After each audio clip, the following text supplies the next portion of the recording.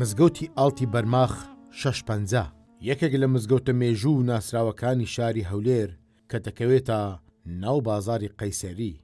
ناوی ئاڵتی بەرماخ واتە 650 بەپێی جێڕانەوەی مێژووەکان. ئەم مزگەوتە بەردەوام پەیوەندی بەناو بازاری قەیسەری و ناوەندی بازرگانی و ژیانی کۆنی خەڵکی شاری هەولێرەوە هەبووە.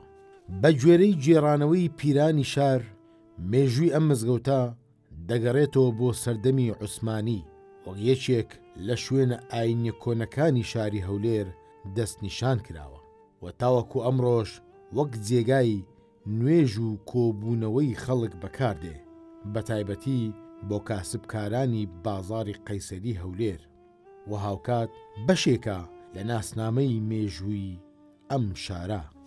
بەڵام لای مێژوونووسان پێیان وایە مێژووی دروستکردنی ئەم مزگەوتە دەگەڕێتەوە بۆ سەدەی 16 بەڵام هەندێک ئاماژەی تر هەن کە دەڵێن لەوانەیە ئەم مزگەوتە بنچینەیەکی کۆنتری هەبێ.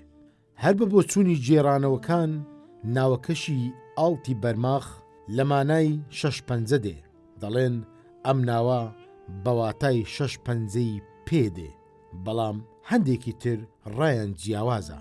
دەڵێن ڕەنگە ئەم ناوە بەواتای 6 ستوونی بیناکە بێ و یان پەیوەندی بە هێمایەکی ئاینی یان چیرۆکێکی خەڵک بێ کە لە ناوچەکەدا باو بووە.